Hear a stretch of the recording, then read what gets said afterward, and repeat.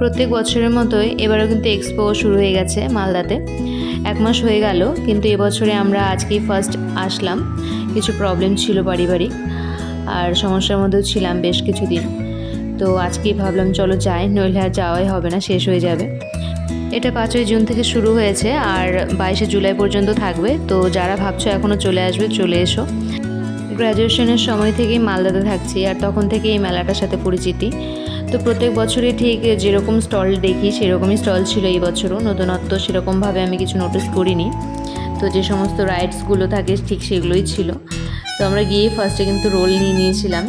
দুটো পেটুক মানুষ একসাথে থাকলে যা হয় আর কি, খাবারটাই আগে ফার্স্টে খেতে হবে। তো যাই হোক, তারপর 4-5টা ওখানটা একটু ঘুরে আমরা চলে গেলাম। এই যে জিনিসটা, এটাতে কিন্তু আমি কোনোদিনও চড়িনি, আর চড়ার আমার কোনো ইচ্ছেও হয়নি আজ পর্যন্ত। আমার বড় সেম আমার মতোই। তো এরপর চলে গেলাম একটু কসমেটিক্সের দোকানে, মেয়েদের আর কি হাজার থাকলেও লাগে। তো সেখান থেকে আমি বেশ কিছু ইয়াররিংস নিয়ে নিয়েছিলাম। তো দাম কমই ছিল, 40 টাকা করে ইচ, মানে এখান থেকে যা নেবে সবই 40 টাকা ছিল। তো এখান থেকে আমি 3টে নিয়েছিলাম।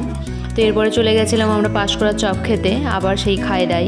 2টো মোচার চপ নিয়েছিলাম, মানে আমার থেকে আমার বরেরই বেশি ফেভারিট এই পাঁশকুড়ার চপ, ওর জন্যই খেতে আসা। তো আমি 1 পিস খেয়েছিলাম, ও 2 রকমের 2টো খেয়েছিল। এরপর আবার আইসক্রিম, কারণ আইসক্রিমটা আমার ফেভারিট। আমার জন্য চকলেট আর ওর জন্য বাটারস্কচ। তো যাই হোক, তারপর সেখান থেকে আমরা খেয়ে চলে গেলাম কিছু সংসারের জিনিসপত্র নিতে।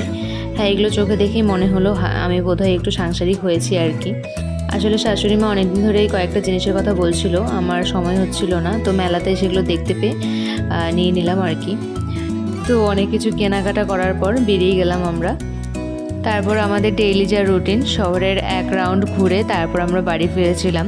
আর বাড়ি ফিরেই মাকে দেখাতে বসে গেছি আমি কী কী নিয়েছি। তো 3টে কফি মাগও নিয়েছিলাম 3 জনের জন্য, আমার, অনির আর মায়ের 3 কালারের। তো মার খুব পছন্দ হয়েছে, আর আমার কানের দুলগুলোও দেখেছে, খুব পছন্দ হয়েছে আর কি। আর যাই দেখাই আমি খুব আনন্দের সাথে, খুব সুন্দর করে বলে খুব সুন্দর লাগছে। ওই জন্যই কোনো জিনিস আনলে আগে মাকে দেখাই আমি যে এটা কিনেছি বা এটা এই পার্সেলটা আসলো। তো বাকি জিনিসগুলো খুলে খুলে দেখাচ্ছিলাম, সবই খুব ভালো লেগেছে মার।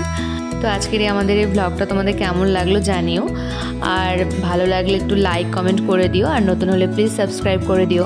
তো আজকের মতো টাটা, দেখা হচ্ছে পরের ভিডিওতে। Bye bye, good night.